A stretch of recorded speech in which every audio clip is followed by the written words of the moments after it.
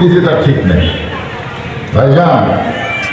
আমাদের সবাইকে যাওয়া লাগবে, কিন্তু এই যাওয়াটা সাধারণভাবে যেন না হয়ে আমরা যেন মুসলমান হয়ে চাইতে পারি, এ কথাই বলতেছে যে যাওয়ার জগৎটা তোমাদের ওলা কামো তোমরা ইল্লা আন্ত মুসলিম, তোমরা মুসলমান না হয়তো মরিও না। তাহলে আমরা রোহের জগতে আল্লাহকে রব করে স্বীকার করে দুনিয়ার জগতে মুসলমানের ঘরে জন্ম নিয়েছি, আমরা মুসলমান হিসাবে যাবার চাই। কারা কারা মুসলমান হিসেবে দুনিয়া থেকে যাবার চান, আল্লাহকে একটু দুইটা হাত তুলে দেখান। যারা যাবার চান মুসলমান হয়ে যাওয়া তো লাগবে, আমাকে হাত দেখা দেখা করেন না, কান কান করে তোলেন। আচ্ছা, হাত নাম মাশাআল্লাহ লাগবে না, যাওয়া লাগবে না, যাওয়া লাগবে না, যাওয়া তো লাগবে। তো যাওয়া যাওয়া লাগবে, মুসলমান হয়ে যাওয়া গেলে কি করা লাগবে, এই বিষয়টাকে সামনে নিয়ে আমি আপনাদের সামনে একটা আয়াত তেলাওয়াত করেছি। আল্লাহ বলতেছেন, ইন্নামাল মুমিনুনা আল্লাযীনা ইযা যুকিরাল্লাহু ওয়াজিলাত কুলুবুহুম ওয়া ইযা তুলিয়াত আলাইহিম আয়াতুহু জাদাতুহুম ঈমানা ওয়া আলা রাব্বিহিম ইয়াতাওয়াক্কালুন।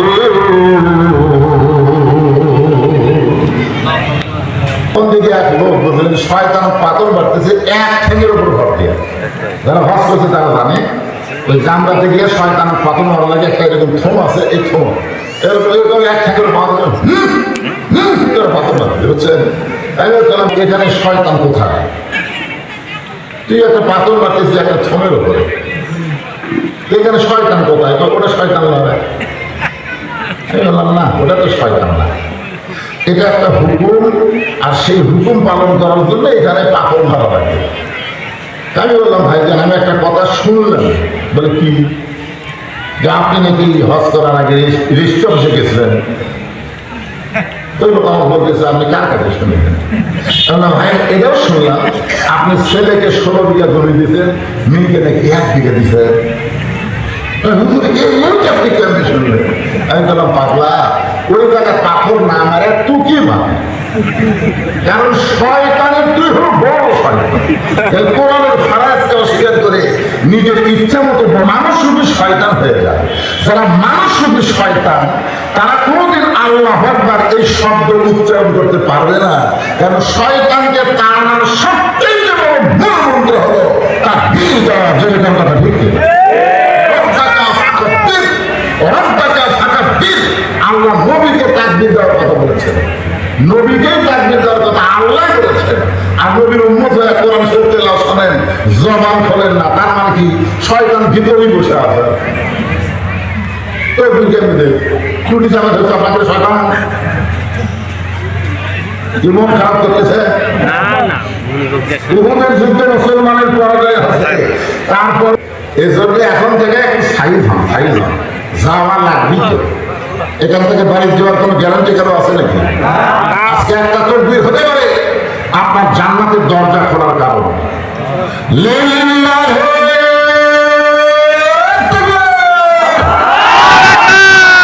দেখুন তো পারেন তো আপনারা,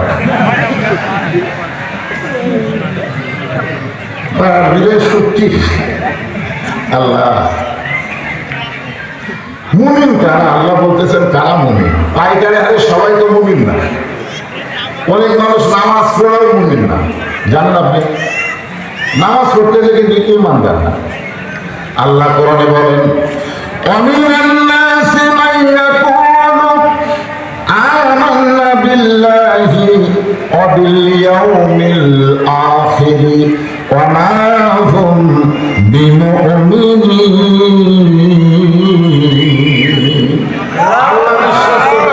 আল্লাহ বিশ্বাস করবে, আখিরাতে বিশ্বাস করবে, এরপরে আল্লাহ বলতেছে তারা মুমিন নয়। তাহলে মুমিন যদি না হয় তাহলে তারা কি? মুমিন যদি না হয় তাহলে তারা হলো মুনাফিক। আপনার বলেন তো, মুনাফিক জাহান্নামের উপরে থাকবে না নিচে থাকবে? নিম্ন স্তরে থাকবে। রাসূল বলেছেন কাফিরের উপরে পেশাব পায়খানা খাবে। সাহাবারা বলতে যদি বদমাইশ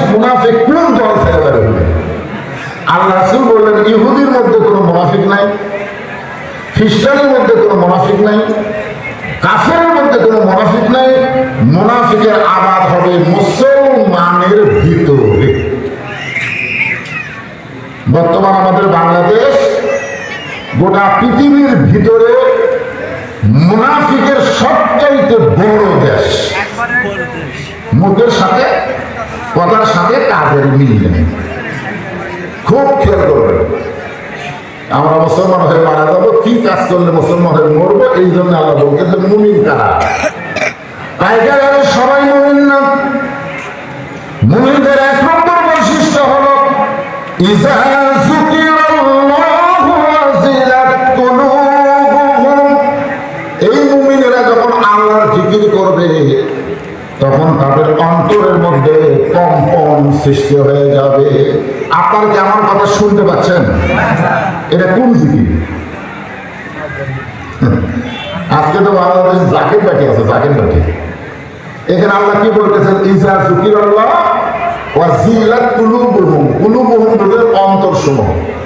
তো এখানে আমাদের বাংলাদেশে আপনাদের এই আত্রা এলাকাটা আছে কিনা? তো অনেক বহু একটু আছে। আমার দয়াল বাবার দরবারে কেউ ফিরে না খালি হাতে। একটা পার্টি আছে, নাম হলো জাকির পার্টি। জোরে কারণ কি পার্টি? হ্যাঁ, আপনার বড় এখানে জিকিরের কথা বলা হচ্ছে। এই জিকির কিন্তু এই জাকির পার্টির জিকির না। ইন্না নাহনু নাযালনা যিকরা ওয়া ইন্না লাহু লাহাফিজুন। এই জিকিরটার নাম হলো আল্লাহর কোরআন। আপনারা বলেন তো এই কোরআন নাজিল করেছে কে? আল্লাহ কি বলতেছেন? ইন্না নাহনু নাযালনা যিকরা, আমি এইটা জিকির হিসাবে নাজিল করেছি, ওয়া ইন্না লাহু লাহাফিজুন। আর এইটা সংরক্ষণ করার দায়িত্ব কার? জোরে বলেন না ভাই, সংরক্ষণ করার দায়িত্ব কার? সংরক্ষণ করার দায়িত্ব আল্লাহ। কিভাবে? কি সমস্যা কি হচ্ছে? আল্লাহর কোরআন থেকে জানার দরকার, ঠিক কিনা বলেন? আজকে আমাদের বাংলাদেশের তরুণ অবস্থা, যে দেশের শতকরা, আমি কমই করি, আসলে কেউ কয় 94, কেউ কয় 96, শতকরা 96 ভাগ মুসলমান। সেই দেশে প্রাইমারি উন্নয়নের জন্য কোনোদিন মাহফিল করা লাগবে না। আমাদের গ্রামে প্রাইমারি বন্ধ হয়ে যাচ্ছে, এই প্রাইমারি উন্নয়নের জন্য মাহফিল করবো। বাংলাদেশের কোনো প্রাইমারি উন্নয়নের জন্য মাহফিল করা লাগে না, 97 ভাগ মুসলমানের দেশে। কিন্তু 97 ভাগ মুসলমানের দেশে কোরআন মাহফিলের উন্নয়ন করতে মাহফিল করা লাগে। এটার কারণ কি? আপনার মনে করতেছেন মুসলমান এমনি মরবে, একই সভা। সেই জন্য একটু মনোযোগ শুনতে হবে। আল্লাহ রাসূল বললেন, ইন্নাল জান্নাতা তুশতাকু ইলা খামসাতি নাফারিন। নিশ্চয় 5টা দলের জন্য আল্লাহর জান্নাত আশা করে আছে। তার মধ্যে 1 নম্বর দল হলো তালিয়াল কোরআন, যারা কোরআনের দল। কিসের দল? এখানে তালিয়াল কোরআন শব্দের অর্থ ব্যাখ্যা করা হয়েছে। শুধু কোরআন পড়লে হবে না, বরং তাদেরকে জান্নাত পাওয়ার জন্যই আশা করবে। কি বুঝতেছেন? সেই কোরআনের মাহফিল আছে, খালি চুপ করে শুনবেন আর রমজান মাসে পুরো কোরআন খতম দিবেন, প্রতি অক্ষরে 10 টাকা করে নেকি পাবেন, আল্লাহ আপনার জান্নাত দিবে, এই বিশ্বাস না থাকলে হবে না ভাই। আপনাদের এটা হলো সত্যি কথা বলা। এক লোক 2 মণ আলু নিয়ে বসে আছে, একজন যা বলতে যে ভাই কতটুকু আছে, বলে 2 মণই আছে। বলে আমারও তো 2 মণই দরকার। আলুওয়ালা বলতেছে আলহামদুলিল্লাহ, আমার আর 2 কেজি 3 কেজি করে বেচা লাগলো না, ধরো 2 মণ ধরে গেল।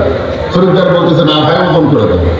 আলুওয়ালা বলতেছে ভাই ওজন করা লাগবে না, দাঁড়িয়ে লাগবে, কম হবে না।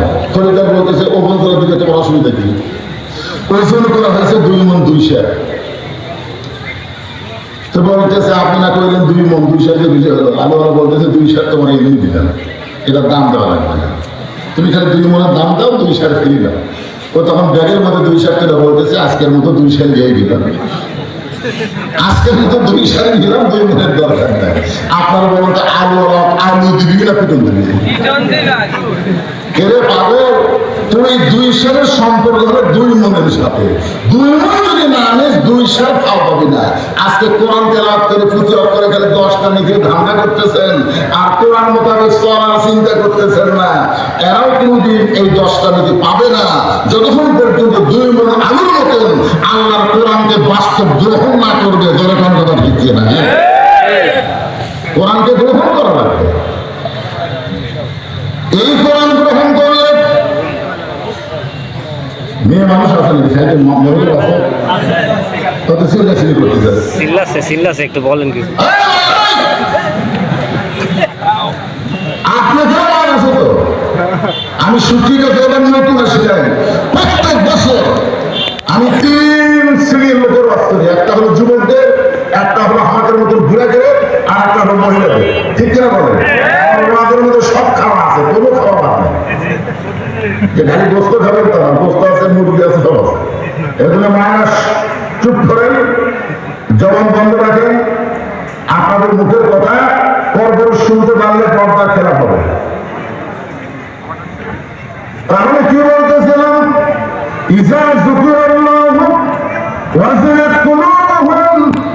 এই কোরআনের জিকির যখন কেউ করবে তখন আল্লাহ তাআলা তার অন্তরের মধ্যে তরবারি শুরু করে দিবে।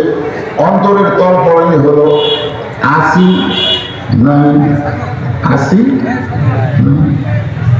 এই গাইছি সঠিক আছে। বাড়ি মতো দাবার পারবো? পারবেন? প্রত্যেকটা ধাপে ধাপে আপনি থাকার চিন্তা করবেন না, যাওয়ার চিন্তা করবেন। প্রত্যেকটা নিঃশ্বাসে প্রশ্বাসে আপনি বিশ্বাস করবেন আমার যতটুকু হায়াত ছিল সে হায়াত থেকে আমার 1 ঘন্টা চলে গেল। রাত যখন এখন বাজতেছে 11:15 বাজতেছে, আজকে আমার হায়াত থেকে রাতে 11:15 পর্যন্ত শেষ হয়ে গেল। 1 মিনিট পরে আবার 8 মিনিট শেষ হয়ে গেল। 1 ঘন্টা পরে 1 ঘন্টা শেষ হলো। 1 রাত পরে 1 রাত শেষ হয়ে গেল। মানে আমি যতটুকু হায়াত নিয়ে দুনিয়াতে এসেছি সেখান থেকে আমার অন্তরের মধ্যে এমন একটা চিন্তা হবে, কল্পনা হবে, প্রতি সেকেন্ডে সেকেন্ডে, মিনিটে মিনিটে, ঘন্টায় ঘন্টায় আমি মৃত্যুর দিকে হাঁটতেছি। কথা বলো না কেন যুবক? তোমার মনে করতেছো আমরা যুবক? আমি কি তোমাদের মতন যুবক ছিলাম না? আমি কি তোমাদের মতন যুবক ছিলাম না? তোমরা কি আমার মতন বুড়া হবে না? চিন্তা করতে হবে প্রত্যেকটা ধাপে ধাপে, প্রত্যেকটা মিনিটে মিনিটে আমি আমার হায়াতকে শেষ করে আমি অন্ধকার কবরের দিকে হাঁটতেছি। আল্লাহ বলতেছে চিন্তা লাগবে না, সে আয়াতটাই তো তুলে ধরেছে। وَإِذَا تُلِيَتْ عَلَيْهِمْ آيَاتُهُ زَادَتْهُمْ إِيمَانًا। মুমিনদের 2 নম্বর বৈশিষ্ট্য হলো এই কোরআনকে যখন তারা তেলাওয়াত করবে, এই কোরআনকে যখন তারা গ্রহণ করবে তখন আল্লাহ তাআলা তাদের ঈমান বাড়ায়া দিবে। একজন আল্লাহর বান্দা নাম হলো মীর কাসেম আলী। মীর কাসেম আলীর কাছে উকিল গিয়ে বলতে, স্যার আপনি জানেন আজকে রাত 12টায় আপনার ফাঁসি হবে, আজকে রাত 12টায় আপনার ফাঁসি হবে। কি হবে? মীর কাসেম আলী মুস্কি মুস্কি হাসতেছে। রাত 12টায় যার ফাঁসি হবে উকিল বলতেছে। এমন সময় মুস্কি মুস্কি হেসে বলতেছে, উকিল এখন রাত কয়টা বাজে? বলে এখন রাত 9:30 বাজতেছে। মীর কাসেম আলী আল্লাহর শুকর আদায় করে বলতেছে, এখনো আল্লাহ তাআলা 2.5 ঘন্টা পর আমার ফাঁসির ব্যবস্থা করেছে। এখন আমার হায়াত 5 ঘন্টা, মানে ফাঁসি হিসাবে 5 ঘন্টা, 2.5 ঘন্টা। উকিল সাহেব আমি খানাকা 2.5 ঘন্টা বসে থেকে কি করবো? আল্লাহ বলেছেন লাইলা লিবাসা নাওমাকুম সুবাতা, রাত হচ্ছে তোমাদের অন্ধকারের চাদর আর ঘুম হচ্ছে তোমাদের নিয়ামত। জোরে কান সুবহানাল্লাহ। তাহলে খামাকা এই 2.5 ঘন্টা বসে কি করবো? উকিল বলতে তো আপনি কি করবেন? বলে আমি 2 ঘন্টা তাহলে ঘুম পারি। 2 ঘন্টা ঘুম পাওয়ার পরে যদি চেতন না পাই, তুমি যদি চেতন থাকো তাহলে আমাকে একটু ডাক দিও। কথাটা গুরুত্ব দিয়ে শুনবো, তোমাকে মনোযোগ দিয়ে শুনবে। 2.5 ঘন্টা পর তার ফাঁসি হবে, সে আবার 2 ঘন্টা ঘুম পারবি, চেতন যদি না পায় তাহলে ডাক দিও। উকিল মনে মনে চিন্তা করে এই ফাঁসির চিন্তা পাগল হয়ে গেছে, এর কাছে গল্প করে কোনো লাভ নেই। উকিল মন খারাপ করে যখন বাইরে যায়, যেই 2 ঘন্টা পার হয়েছে উকিল চিন্তা করতেছে লোকটার 2.5 ঘন্টা পর ফাঁসি হবে, তার তো 2 ঘন্টা চলে গেল, আর মাত্র 8 ঘন্টা আছে, দেখি তো লোকটা কি করে। উকিল ফাঁসির কন্ডম সেলের মধ্যে ঢুকে দেখে মীর কাসিম আলী নাক ডাকে ঘুম পাড়তিছে। কি রে, এটা কি সাধারণ ঘুম? উকিল ঘরের দিকে তাকে দেখে 8 ঘন্টা পরে যে মানুষের ফাঁসির মঞ্চ প্রস্তুত হয়ে গেছে, 8 ঘন্টা পরে তাকে ফাঁসি দেওয়া হবে, আর নাক ডাকা ঘুম পাড়তে কি মানুষ কেনে? 5 উপায়কে সঙ্গে সঙ্গে মীর কাসিম আলী চেতন দয়া বলে, ভাইজান আমাকে ফাঁসির সময় হয়েছে। বলে না স্যার, এখনো 8 ঘন্টা দেরি আছে। আলহামদুলিল্লাহ, এখন 8 ঘন্টা দেরি আছে। আলহামদুলিল্লাহ, ওযু করে 2 রাকাত নামাজ পড়ে কোরআনের সূরা নূর আর মুজাম্মিল তেলাওয়াত করে ফাঁসির কন্ডম সেলের মধ্যে সবচাইতে ভালো যে পাঞ্জাবিটা ছিল ওই পাঞ্জাবিটা পরার পরে চিরুনি দিয়ে মাথার চুল হাসাড়ে বলতেছে, দেখো তো উকিল আমাকে কেমন লাগতেছে, দেখো তো উকিল আমাকে কেমন লাগতেছে। উকিল কামদার বলে, স্যার এখন আপনাকে ফাঁসির মঞ্চে যেতে হবে, আপনার ফাঁসি হবে, আর আপনি এমন করে পাঞ্জাবি পরে চুল হাসাড়ে আপনি কোথায় যাবেন? আপনি কি শ্বশুর বাড়ি যাবেন নাকি? আপনার ভিতরে যাওয়ার কোনো টেনশন নাই। মীর কাসিম আলী বলে, উকিল রে ফাঁসি হবে আমার, তুমি কাঁদতেছো, আমার ঈমান বলতেছে, আমার ঈমান এতটুকু আল্লাহ বাড়ায় দিছে, আমার ঈমান বলতেছে ফাঁসির মাধ্যমে আল্লাহ তাআলা আমার জন্য 8টা জান্নাতের দরজা খুলে দিবে। কি মনে করতেছে ভাইজান? ওয়াইজা তুলিয়াত আলাইহিম আয়াতুহু জাদাতুহুম ঈমানান, এই কোরআনের সঙ্গে যাদের সম্পর্ক থাকবে আল্লাহ তাদের ঈমান বাড়ায় দিবে, তারা বিশ্বাস করবে থাকার চাইতে যাওয়াই ভালো। এই জেরুজালেম বাংলাদেশে থাকার চাইতে, এই কয়েক বছর আগে যখন হাসিনা ছিল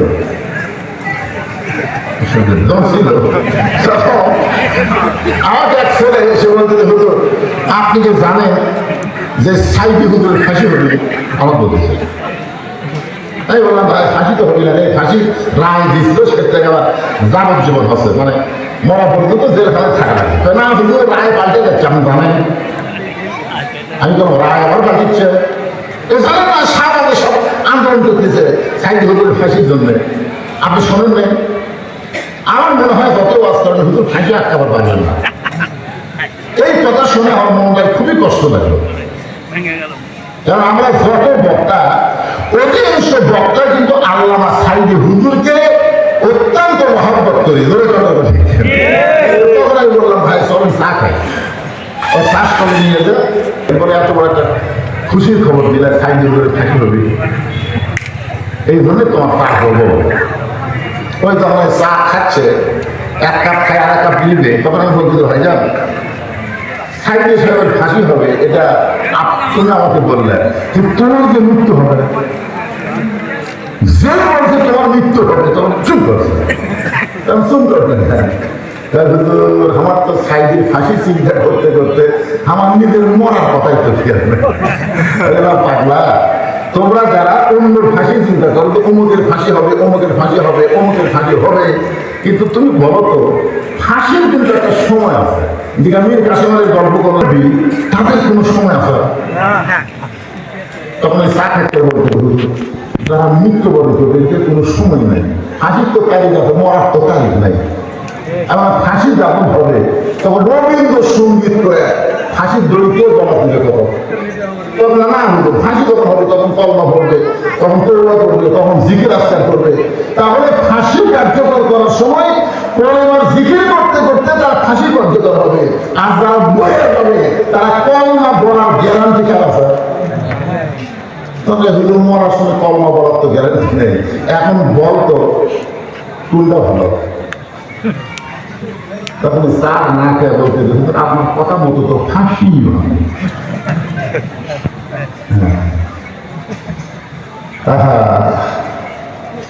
50 বছর যদি কোরআনের হক তাফসীর করলেন, গোটা বাংলাদেশ নয় গোটা পৃথিবীর মানুষকে কোরআনের হক কথা যিনি শোনাতেন, তাকে 13 বছর জেলখানায় বন্দী করে রেখে তাকে হত্যা করা হলো।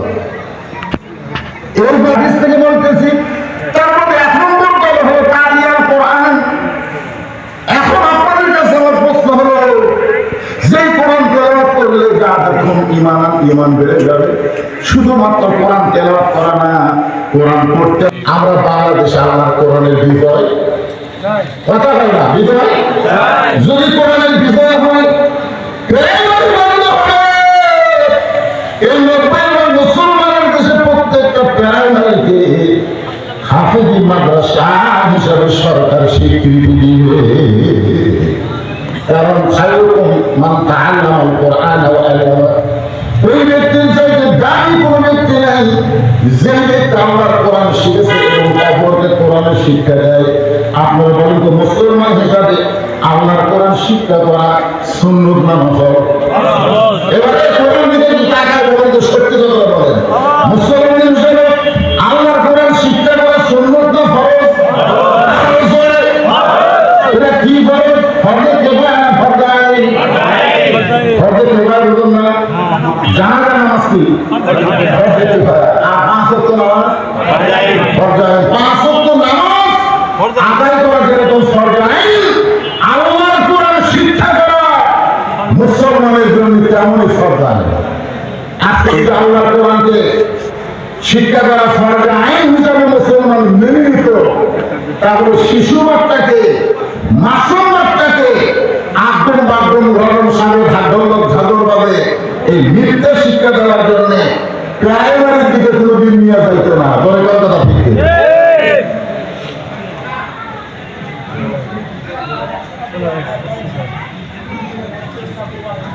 তিনটা বিষয়ের কথা বলবো, এর শেষে হলো বেশি বাস করবো না। মা আমাদের একটা লাইন করবো, কারণ পরিবেশকে একটা ভালো করে পারতেছে। এখন কি বলতেছেন? আল্লাহ কোরআন যা এসেছেন সবার জন্য শিক্ষা করা, যা বলতেছেন আল্লাহ, তারা কি বিশ্বাস করতেছেন না? বিশ্বাস যদি করেন, তাহলে সবাই বলে মুসলমানের জন্য কোরআন শিক্ষা করা ফরজ। ফরজ আইন তরফ করলে কি গুনাহ হয়? সবাইকে আমার কোরআন শিক্ষা গ্রহণ করতে হবে। শুধু শিখতে হবে, বুঝতে হবে, বুঝতে হবে, আমল করা লাগবে। বুঝতে হবে, যখন আমল করবে তখন কেমন হবে? কোমর হবে অর্ধজাহানের পরিবার চোরের মতন মদিনার গলি গলি ঘুরতেছে। হঠাৎ হবে তোমার রাস্তা দিয়ে যাওয়ার সময় দেখে ঘরের মধ্যে মা আর মেয়ের মধ্যে তর্ক হচ্ছে। মা আর মেয়ের মধ্যে তর্ক হচ্ছে। মা বলতেছে সকালবেলা দুধ দেখা লাগে, এই দুধের মধ্যে পানি দাও। 3 সের দুধ 1 সের পানি দিয়ে মা, এটা কে বলতেছে? মা বলতেছে। আর মেয়ে বলতেছে মা দুধের মধ্যে পানি দেওয়া জায়েজ না। ফতুয়া বলতেছে, ফতুয়া। কারণ হবে তোমার আল্লাহ কোরআন দিয়ে রাষ্ট্র চলায়, কোরআন দিয়ে যখন রাষ্ট্র চলবে তখন ভেজাল কোনো জিনিস আর সেইটা সেই চলে না। সত্যি কথা হয়ে গেল। আসল জয়তুন তেল আছে, যেই বলছে আসল, তখন দোকানের মালিক কর্মচারী বলছে মামু তুল্য হারাম, তুল্য হারাম। এই কথা বলা মাত্রই কর্মচারী এসে আমাকে মারল ধাক্কা। আমি ধাক্কা খেয়ে দোকান থেকে বাইরে আসলাম, আমার দোষ খালি বলছি আসল জয়তুনের তেল আছে, আর আমার মামু তুল্য হারামকে ধাক্কা দিল। বাইরে থেকে আমার বাংলাদেশে সৌদি আরবে কাজ করে, তাকে বললাম কে ভাই আমার কি দোষ করলেন? আপনি মারাত্মক দোষ করছেন, কারণ যেখানে নকলই নেই সেটা আসল পাচ্ছেন কেন? আপনি যখনই বলছেন আসল জয়তুনের তেল আছে, তখন দোকানদার মনে করছে আপনি ভেজাল দেশের লোক, আর ভেজাল দেশের লোক কোনো এলাকা থাকলে ওই জায়গাতে আমার গজব আসতে পারে, আপনাকে আল্লাহর গজব মনে করে আমি তখন বললাম মৌলানা তুই যদি একটা গজব হোস তাহলে সাধারণ মানুষ কি? আমাদের বাংলাদেশে আসল পাওয়া যায় না, ভেজাল বাংলাদেশ জোরে জন কথা ঠিক কিনা? তেল পাওয়া যাবে পাম্প, এখন তেল যাচ্ছে গুজব, মোটর সাইকেলের তেল এদিন থেকে যায় আরেকটি যায় ইউএসের বাড়িতে যাওয়ার বোতল তুলে ওটা আবার সাপ্লাই করা যায়। শুধুমাত্র মানুষের আইন যখন চালু হবে তখন মানুষের কলিজার মধ্যে আল্লাহর কোনো জিকির থাকবে না, ভয় থাকবে না। ওয়াইলা রাব্বিহিম ইয়াতাওয়াক্কালুন, যেটা মুমিনদের 3 নম্বর বৈশিষ্ট্য বুঝাই থেকে বলতেছি। এখন মেয়েটা বলতেছে মা ওমর ফারুক আল্লাহর কোরআন দিয়ে রাষ্ট্র চালায়, আল্লাহর কোরআন দিয়ে যখন রাষ্ট্র চলবে তখন ভেজাল দেওয়া যাবে না। মা বলতেছে 3 কেজি দুধের মধ্যে 3 লিটার দুধের মধ্যে পানি দিলে আমার আল্লাহ দেখতে পায়। সঙ্গে সঙ্গে হযরত ওমর এক দৌড় বাড়িতে এসে বাড়িতে এসে দিদিকে ডাকে আব্দুল্লাহ মা, হে আব্দুল্লাহ মা। ওমর ফারুকের বউটা যখন দরজা খুলে দেয়, ওমর ফারুক বিবির কপালে চুমা দিয়ে বলতেছে বহুদিন হলে তোমার বেটার বউ খুঁজতেছিলাম, আজকে আল্লাহ তাআলা ভাগ্যে মিলাইয়া দিছে। ওমর ফারুকের বউটা কি? আপনি রাতের বেলা মানুষের দুঃখ কষ্ট দেখার জন্য ঘুরে বেড়ান, আপনি বেটার বউ খোঁজেন? আপনারা বলেন তো আমরা বর্তমানে ছেলের বাপেরা বউ কিভাবে খুঁজি? এক মুরব্বী আমার বলতে থাকবো এ পর্যন্ত 20-22টা দেখলাম, পছন্দ হলো না। আমি কেমন এই বুড়া বয়সে আমার বিয়ে করবেন না, আমি করবো, আমার ছেলে করবো। আপনার ছেলে আপনি বিয়ে করবেন, আপনি কি ভাবেন? দেখতেছি সময় দেখতেছি, লাড়া ছাড়া দেখতেছি, লাড়িয়া ছাড়া দেখতেছি, লাড়া ছাড়া বলেন দেখি তো মা হাতটা দেখি তো মা, দেখি তো মা মাথার চুলটা দেখি তো মা, দেখি তো মা একটু হাঁটো তো মা।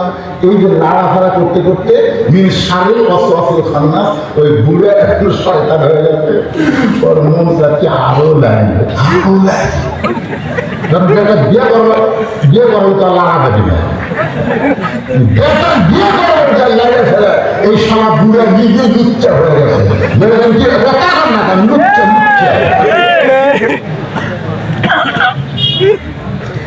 যিনি বিয়ে করবেন সেই ছেলে খাওয়া বিয়ের আগে বেটার ধন্য যা বাপের ধন্য চাই।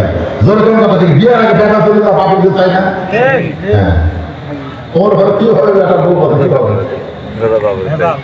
আমার ঘরে স্ত্রী চোখের করে বের করবে, আমি এতদিন জানতাম আপনি মানুষের দুঃখ কষ্ট দেখার জন্য করেন, কিন্তু আজকে বেটার বউ কেমন খুঁজে পাইলেন? আমার ঘরে বলে দিদি রে, কেউ না দেখলো আল্লাহ দেখে। এই বিশ্বাস যার পরিবারের মধ্যে থাকে, এমন একটা মেয়ে যদি কারো ছেলের বউ হয়, সে শুধু বউ হবে না, বউ মা হিসাবে আল্লাহ কবুল করে নিবে।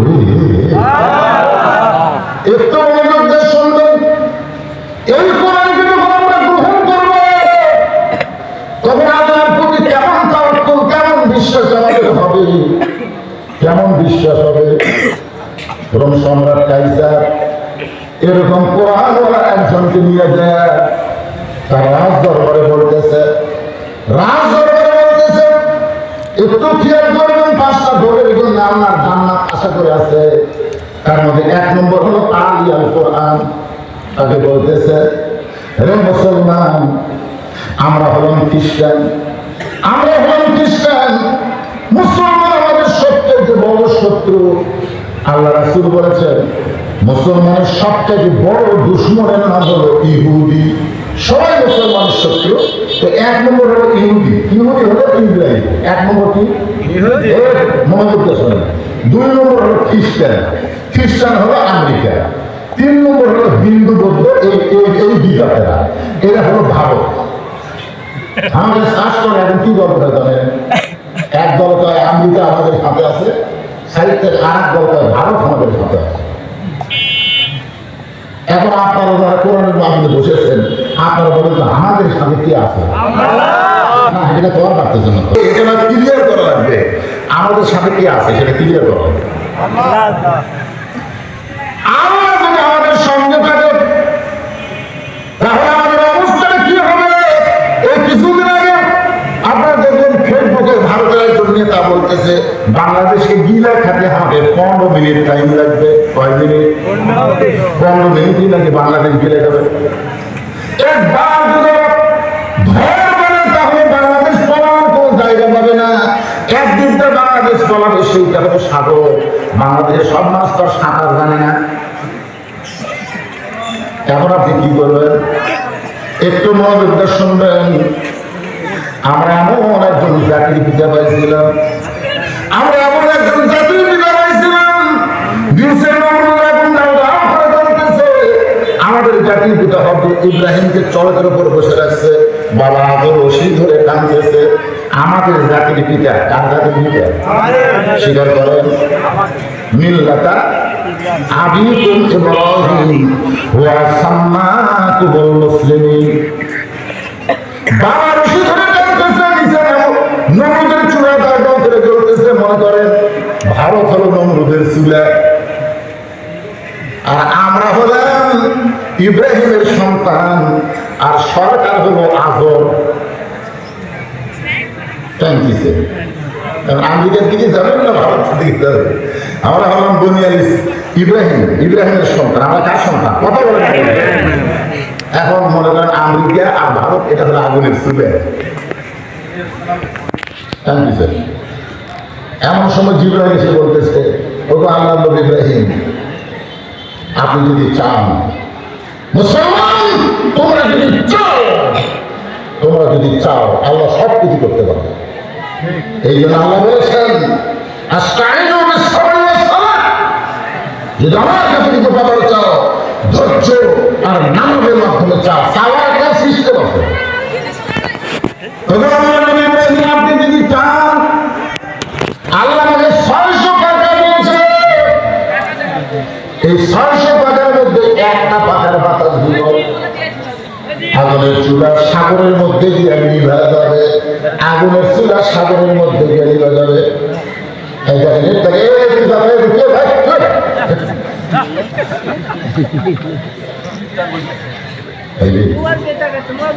এই ছেলেগুলা এই সাইডে দোকান তখন মেলা টাকা আছে নাকি? এই বাচ্চাগুলা আপনি আজকে চোখ বন্ধ করে দেখেন কার বেটা, চোখ বন্ধ করে দেখেন এই বেটাগুলা কার, যার বাচ্চারা এরকম ঘুরতেছে কোরআনের মাহফিল বাদ দিয়ে। আপনি জান্নাতে যাওয়ার পারবেন না, কাগজ কলম আইনে দেখে দেবেন। আল্লাহ কোরআনে বলেছেন আনফুসাকুম ওয়া আহলিকুম নার, জাহান্নামের আগুন থেকে বাঁচতে গেলে তুমি একলা বাঁচতে হবে না, তোমার আহার পরিবার নিয়ে বাঁচা লাগবে। জোরে জোরে বলুন ঠিক। নবী মেয়ের দিকে তাকায়, নবী বিশ্ব। আর আপনার মেয়ে কি করতেছে, আপনার ছেলে কি করতেছে? আয়াতটা নাযিল হওয়ার পরে আল্লাহ নবী বাড়ির মধ্যে গিয়ে দেখেন 9 বছরের ফাতেমা হাতের মধ্যে ছড়ি দিয়ে মুসকে মুসকে হাসতেছে। আল্লাহ নবী ঘরের মধ্যে না ঢুকে মনটা ভার করে ঘর থেকে বাইরে আসলেন। ফাতেমা চমকে গেল, যে বাবা আমাকে সব চাইতে বেশি আদর করে, সর্বসাকল্যে নবীর মেয়ে হলো 4টা। ধরে বলেন কয়টা? নবী কিন্তু সবাইকে মেয়ে হিসাবে দেখতেন না। একজন সাহাবীর সামনে অনেক পরের ঘটনা, সেইটা হাসান হোসেন 2 ভাই নবীর 2 কোণা ধরে বসে আছেন, আর আল্লাহ নবী সাহাবীদের সামনে বলতেছেন, আল্লাহ আমাকে 3টা মেয়ে দান করেছেন। আমার বড় মেয়ের নাম হলো জয়নাব, আমার মেয়ের নাম হলো রোকেয়া, আমার ছোট মেয়ের নাম হলো কুলসুমা। এই 3টা মেয়ের নাম বলার পরে নবী বলতেছেন, সাহাবীরা আল্লাহ আমাকে 3টা মেয়ে দান করেছে। আমার বড় মেয়ের নাম হলো জয়নাব, মেয়ের নাম হলো রোকেয়া, আমার ছোট মেয়ের নাম হলো কুলসুমা। সাহাবারা সবাই তো চিন্তা করে নবীর মেয়ে হলো 4টা, বলে নবীর মেয়ে কয়টা? কিন্তু নবী 3টা মেয়ের নাম কয়, আর একটা মেয়ের নাম কয় না। আল্লাহ কোরআনে বলেছেন আমার নবী যখন কথা বলবে তখন নবীর মুখের উপর কেউ কথা বলতে পারবে না। তিনবার যখন 3টা মেয়ের নাম বলেছে, এমন সময় হাসান হোসাইন এরা 2 ভাই নবীর কোল থেকে উঠে বলতে সবাই সব আমরা আর থাকবো না, আমাদের মা গরিব বলে না না আমাদের মায়ের মেয়ের কথা নাম বলতে ভুলে গেছে, সব আমরা 2 জন যাই। এবার হাসান হোসেন যখন জানা চাইছে আল্লাহ 2 ভাইকে বুকের মধ্যে নিয়ে বলতে হাসান হোসেন রে, জয়নাব আমার নাম মেয়ে, কুলসুম আমার মেয়ে, রুকিয়া আমার মেয়ে, আর তোদের মা ফাতেমা আমারও মা। সাহাবারা বললেন ইয়া রাসূলুল্লাহ, হুজুর একই মায়ের পেট থেকে 4টা মেয়ে হয়েছে, মায়ের নাম হলো খাদিজাতুল কুবরা। একই মায়ের পেট থেকে কয়টা মেয়ে হয়েছে? 4টা মেয়ে হয়েছে, মায়ের নাম হলো খাদিজাতুল কুবরা। আপনি 3টাকে মেয়ে স্বীকার করেন আর একটাকে আপনি হাসান হোসেন মাকে নিজের মা বলে স্বীকার করেন, এই যে আপনি মা বললেন এইটা কেন বলেন আমাদের কি আপনি একটু বলবেন না? আল্লাহ রাসূল বললেন তাহলে শোনো। শুনতে যখন চাও তাইফের ময়দান থেকে রক্ত মাখা শরীর নিয়ে আমি যখন মক্কা এসেছিলাম, তোমরা জানো যে বছর তাইফে আমি পাথরের আঘাতে আঘাতপ্রাপ্ত হইলাম, ওই বছরই আমার 2 জন দরদের মানুষ দুনিয়া থেকে বিদায় নিয়েছে। আমার একজন দরদের মানুষ হলো আমার চাচা আবু তালেব, আর কিছুদিন পরে আমার দরদের বিবি খাদিজা দুনিয়া থেকে বিদায় নিয়েছে। আমার মক্কায় যেমন আদর্শ দরদ করার মতন কেউ ছিল না। এরপরে মাত্র আমার শরীর নিয়ে আমি যখন মক্কায় চলে আসলাম, আসার পরে আমি নবী যখন ঘরে ভিতরে বসা, এমন সময় আমার 3টা মেয়ে একসঙ্গে আমার কাছে এসে বলল, বাবা আপনি তাইফে না গেলেও পারতেন, বাবা আপনি তো জানেন তাইফ বেশি ভালো নেন, আপনি কেন তাইফে গেলেন? এত পাথর আপনাকে মারলো, গোটা দেহ রক্তাক্ত হয়ে গেল, এই কষ্ট আপনি কেমনে সহ্য করবেন বাবা? আল্লাহ রাসূল বলে, সাহাবীরা রে, আমার 3টা মেয়ের মতন কথা বলে যখন ঘর থেকে বাইরে যায়, এমন সময় দেখি আমার ছোট মেয়ে ফাতেমা ঘরের মধ্যে ঢুকে দরজা বন্ধ করে দেয়। আমি রাসূল চমকে গিয়ে বললাম, ফাতেমা কি জন্য দরজা বন্ধ করলি? ফাতেমা বলতেছেন, বাবা আমি জন্মের পরেই আমি শুনতে পেয়েছি আপনি যখন মায়ের পেটে ছিলেন তখন আপনার বাবাকে আল্লাহ দুনিয়া থেকে নিয়ে গেছে। যখন আপনার বয়স মাত্র 6 বছর তখন আপনার মা পর্যন্ত দুনিয়া থেকে বিদায় হয়ে গেছে। যে চাচা আপনাকে লালন পালন করলো সেই চাচা কিছুদিন আগে দুনিয়া থেকে বিদায় দিল। আমার যে বাবাটা সবচেয়ে ধনবতী আপনার মতন গরিব রাখালকে বিয়ে করে আশ্রয় দিল, আমার মা কয়েকদিন আগে দুনিয়া থেকে চলে গেল। আপনি নিজের জন্য গেলেন, আপনি শুধুমাত্র আল্লাহর পরের দিগের জন্য তাইফে গেলে ইব্রাহিম নবীর জন্য আল্লাহ যদি নমরুদের চূড়া শান্তির বাগান বানাবার পারে, মুসা নবীর জন্য আল্লাহ যদি সাগরকে রাস্তা বানাবার পারে, তাহলে আমার বাবার জন্য আল্লাহ তাইফের পাথর কেন তুলা বানাবার পারল? ও বাবা, আপনার দেহ থেকে রক্ত ঝরলো কেন? আল্লাহ রক্ত ঝরাইল। রাসূল বলে, সাহাবীরা এই কথা বলার পরে ফাতেমার ঘরের মধ্যে থাকলো না, ঘরের বাইরে দিয়া উঠানে উনানের উপরে পানি গরম করতেছে, জয়তুনের তেল গরম করতেছে। কিছুক্ষণ পরে ঘরের মধ্যে সে দরজা বন্ধ করে দিয়া আমার মাথাখানা উড়াতে করে নিয়ে আমার শরীর থেকে পাঞ্জাবি খুলে কাপড় খুলে যত জায়গায় তাই পাশে পাথর মারছে, প্রত্যেকটা জায়গায় ওই গরম পানির মধ্যে নরম কাপড় চুবড়াইয়া চুবড়াইয়া আমার গোটা দেহ পরিষ্কার করে ওই ফাতেমা নরম আঙ্গুলের মধ্যে জয়তুনের গরম তেল নিয়ে যখন ক্ষতস্থানে মালিশ করে দেয়, তখন আমি যখন ঘুমায় গেছি, ওই ঘুমিয়ে পর আমি স্বপ্নে দেখি আমার মা আমিনা আমার সামনে দাঁড়ায় আছে। এত বছর বছর পর বড় সাহাবা মাকে পাইলে, এত বছর পরে মাকে পাইলে সন্তানের কেমন হয়? আমি নবী ছিলাম এই কথাটা আমার মনে নাই। আমি স্বপ্নকে বাস্তব বিশ্বাস করি। আমার মা আমি যারা হাতটা ধরে যখন বলেছি মা আইসেন যখন আর আপনাকে যাইতে দেব না, এমন সময় ফাতেমা আমার কবরে চলে যায়। ফাতেমার চোখের পানি আমার চোখের পড়তে যখন ঢুকে যায়, নবী চাতুনকে বলে ফাতেমা তুই কি জন্য এমন করে কান্দিস মা? ফাতেমা বলে বাবা আমি কাঁদতেছি না, বরং আপনি আমার কান্দাইতেছেন। আপনি দেখেন বাবা স্বপ্নে মা বলে আমার হাতটা চাইতে ধরছেন, এখন পর্যন্ত আপনি হাতটা ছাড়েন না। রাসূল বলে ফাতেমা রে, স্বপ্নে মা বলে যদি তোর হাতটা চাইতে ধরি তাহলে তুই শুনে তুই শুধু আমার মেয়ে না, তোর ভিতরে লুকিয়ে আছে আমার মা আমি না। নবীর চারটা মেয়ের মধ্যে নবীর ফাতেমার মায়ের মতো ভালোবাসতেন। মাত্র 9 বছরের ফাতেমা হাতের মধ্যে চুড়ি দিয়ে মুসকে মুসকে হাসতেছে। আমাদের মতন বাবা হলে ঘরের মধ্যে ঢুকে বলতাম মা দেখে তোর কেমন লাগতেছে, কিন্তু নবীর ঘরের মধ্যে না ঢুকে নবী বারান্দায় আসলেন। ফাতেমা চমকে গেল, বাবা কেন ঘরে ঢুকবার যা ঢুকলো না? বারান্দায় গিয়ে দেখে নবীর চোখ দিয়া দরদর করে পানি পড়তেছে। ফাতেমা হাঁটু ধরে বসে বলে বাবা কি কষ্ট আপনার মনে, এমন করে আপনি কেন কাঁদতেছেন? রাসূল বলে ফাতেমা বাল তুসিরুনাল হায়াতাদ দুনিয়া ওয়াল আখিরাতু খায়রুন ওয়া আবকা। ফাতেমা এই দুনিয়াতে যারা সাজবে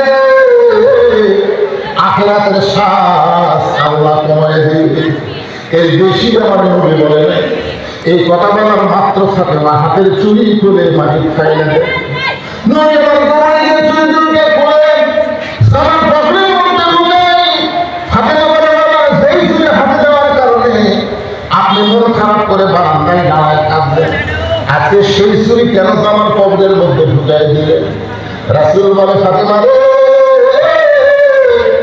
শুধু চুরি নয় মা, একদিন তোর নাকে নাক ফুল পরানো হবে, একদিন তোর কানে কানের দুল পরানো হবে, একদিন তোর গলায় মালা পরানো হবে। ফাতেমা বললেন বাবা সেই দিন কবে?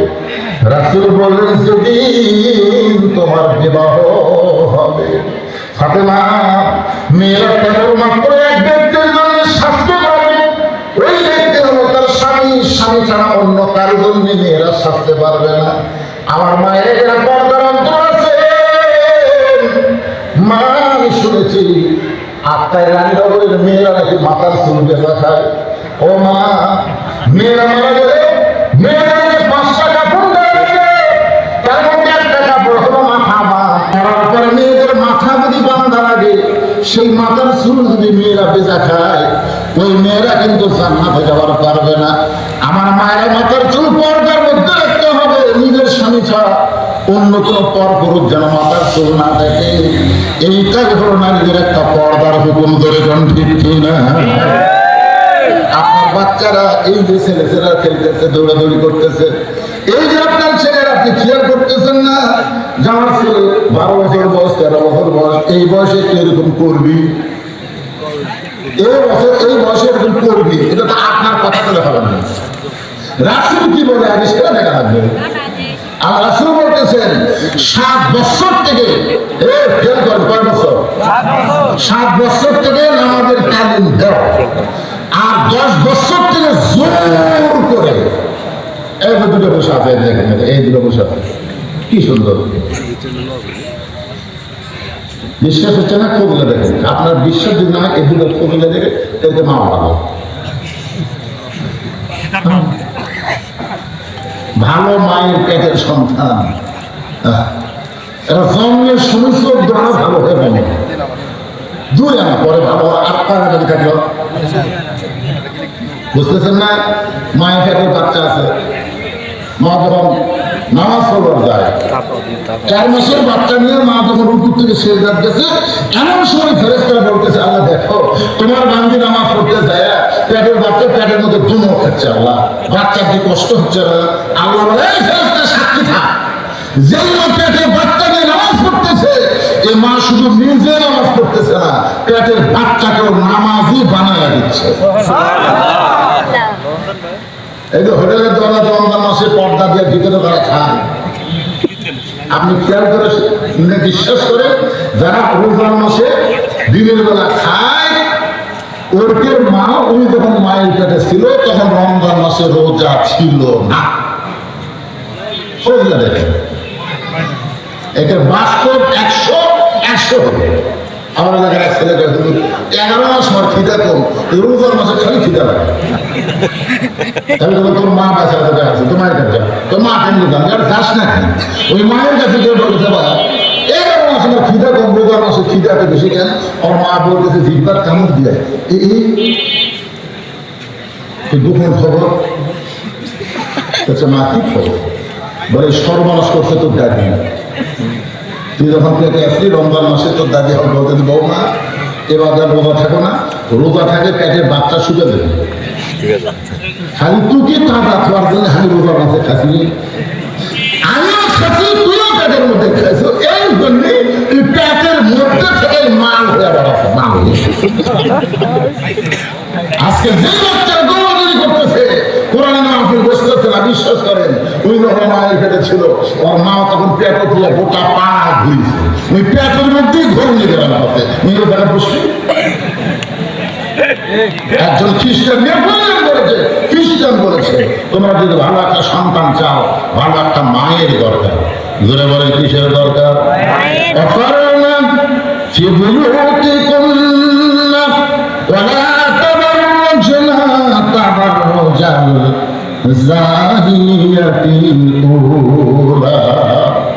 ভুলে আছে, ভুলে গেছেন নাকি? মনে আছে আপনাদের? ওই যে হযরত ওমর বললেন আব্দুল্লাহ তোমার বেটার বউ পাওয়া গেছে, ওই মেয়েটার সঙ্গে আব্দুল্লাহর বিয়ে হলো। ধরে গেল সুবহানাল্লাহ। আব্দুল্লাহর বাপ হলো অর্ধ জাহানের খলিফা, আর আব্দুল্লাহ হলো 30 পারা কোরআনের হাফেজ, 6 লক্ষ হাদিসের হাফেজ।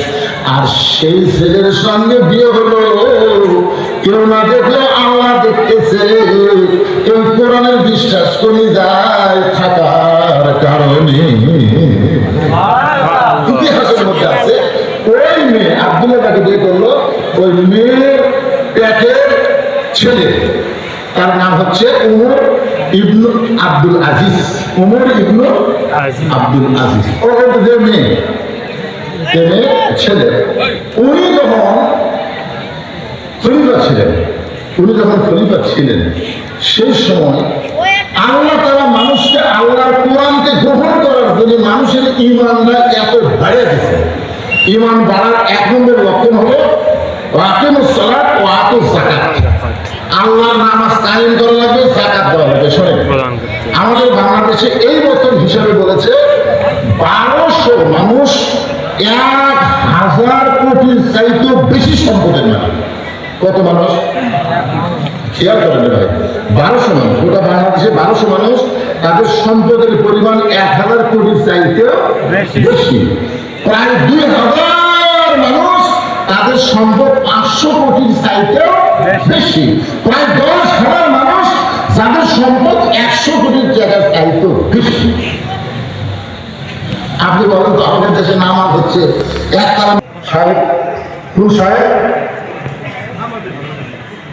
কথা কয় আহমদুল্লাহ, জাকাত কি হলে দেওয়া যায়? এই ভিতরে বলতেছি যে রাতের বেলা কি হলো দেখলো আল্লাহ থেকে সেই ঈমান কেমন বাড়ে। তুলিয়া আলাইহিম আয়াতুহু জাদাতুহুম ঈমানা, এটা বুঝে বাড়িতে গিয়ে জাকাত দিবে। সুবহানাল্লাহ। ওই সময় ওমর ইবনে আব্দুল আজিজের সময় এক ব্যক্তি এক ব্যাগ জাকাতের টাকা দেয়া করতেছে। দেখেন, মানুষ যখন ইমান বেড়ে যায় তখন মানুষ দুনিয়া থাকার চিন্তা করে না, যাওয়ার চিন্তা করে। তো যাওয়ার চিন্তা করলে হিসাব করে জাকাত দেওয়ার দরকার নাই। তো 7 দিন হলে ঘুরতেছে ব্যাগ দিয়ে, একটা গরিব মানুষও জাকাত দেয় না।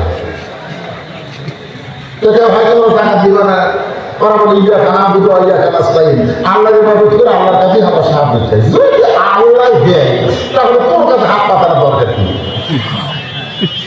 ওই লোকটা তখন আসমানের তাকে কান দিয়ে বলে, আল্লাহ যখন কোরআন দিয়ে রাষ্ট্র চলবে, জায়গা ভিত্তিক অর্থনীতি চালু হবে, তখন ধনী হওয়ার চাইতে গরিব হয় ভালো। গরিবেরা আমি বাড়িতে বসে আছে আর আমি ধনী টাকা দিয়ে প্রতিদিন মতন ঘুরতেছি, এরা নিচ্ছে না।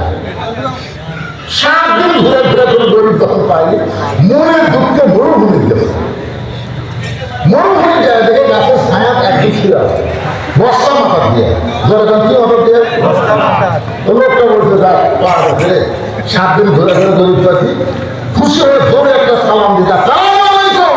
ওই বস্তাওয়ালা মাথা তুলে বলতেছে আলহামদুলিল্লাহ আলহামদুলিল্লাহ। বেলা তাই করে ভাই আমি সালাম দিছি রে, ওয়ালাইকুম আসসালাম না বলে আলহামদুলিল্লাহ কে বলে? আলহামদুলিল্লাহ বলার কারণ হলো 1 বস্তা টাকা দিয়ে 15 দিনের ঘুরতেছি। 1 বস্তা টাকা দিয়ে 15 দিন ঘুরতেছি, কোনো গরিব পাই না। তোমাকে গরিব বলে ধরে আল্লাহর শুকর আদায় করেছি।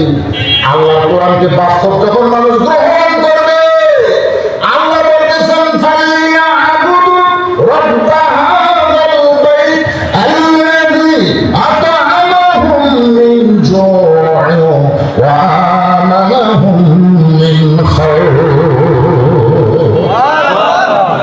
বিশ্বাস করেন আল্লাহর কোরআনকে? বিশ্বাস করেন? এ ভাই করেন করেন যারা যারা করেন আল্লাহকে একটু হাত তুলে দেখেন।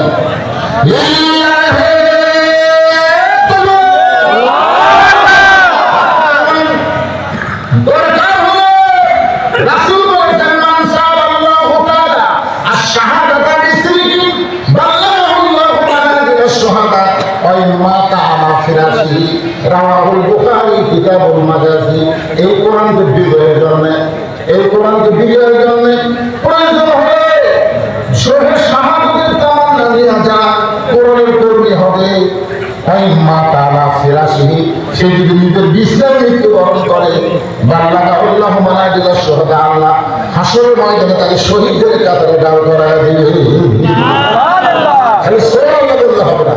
এর আগে 2 বছর আগে সে বলেছিলাম এই কোরআনকে বিশ্বাস করে এই কোরআনী মাদ্রাসায় বাপ মায়ের রোহের মাকসাতে একটা করে কোরআন শরীফ আপনার করো নগদে দান করা হবে। নগদে। এখানে যারা আছেন একজনের কথা বলবেন না, যারা সেই যেমন রাস্তার যারা কথা বলতেছে ওরা রাস্তার লোক, যারা বাজারে ঘুরতেছে ওরা বাজারের লোক, কিন্তু যারা কোরআনের মাঝে বসে আছে এখনো জান্নাতের লোক। জোরে জোরে কথা বলতে, কারণ এই জায়গাকে বলা হয় রিয়াজুল জান্নাহ। ওই সাইডে বলবে না, সাইডে এরা কাজরাতি, এরা পোস্তাদি। 12টা দিন যদি মুরগির তলে বাচ্চা হবে 10টা, দুটার হয়নি। চিন্তা করতে দেখে 10-12টা দিলাম, 10টা হলো দুটার হলো না। হলো না, ওই 2 দিন মুরগির তলে থাকেনি, খালি সাইড মারছে, কাইফিয়া হচ্ছে, কোথায় গেছে। আমি আনা হচ্ছে মুরগির ডিমের, মুরগির তলে থাকার মতন, নতুন নদীকে না থাকায়। আল্লাহর নবীর কোরআনের মাদ্রাসাকে ভালোবাসে, বাপ মা কবরের কাছে, বাপ মা রোহের মাকসাতে এই কোরআনকে ভালোবাসে 500 টাকা দিলে একটা কোরআন বিজয়ের জন্য কোরআনের মাদ্রাসায় দান করার কারণে আল্লাহ তার বাপ মার কবরকে জান্নাত বানায় দিবে। এইরকম করে আল্লাহর বান্দা যদি থাকে নগদ, যে হুজুর আমি আল্লাহর কোরআন জন্য 500 টাকা দিলাম, একটা কোরআন জন্য সব জানো, আল্লাহর বাপ মা দাদা দাদি যারা কবরে গেছে, আমিও কবরে যাব, কবরের পাথর হিসাবে আমি কোরআন শরীফ পাবো, আপনার হাতে 500 টাকা দিলাম, আল্লাহ যেন এটা কবুল করে। ভাইজান এখানে যারা আছেন 500 টাকা, মাশাআল্লাহ, এইটা কোরআনের 500 টাকা পাওয়া গেল। আর আসের কাজ যার পকেটে আছে টাকা নিয়ে খুলে যাবে, কবর যাবে। আজকের ওয়াজি হচ্ছে আমরা যাবো কেউ থাকার জন্য না। আরেকজন কোরআন বই 500 টাকা দান করেছে, আরেকজন 4টা কোরআন শরীফ 2000 টাকা দান করেছে, আরেকজন একটা কোরআন শরীফ বাবা 500 টাকা দান করলো, আরেকজন আল্লাহ তোমার একটা কোরআন বাবা 500 টাকা দান করলো। এতগুলো মানুষের মধ্যে যা দিয়ে আমার ওখানে বসে যাবে, দিয়ে বসে যাবে আল্লাহর নবীর ঘরে।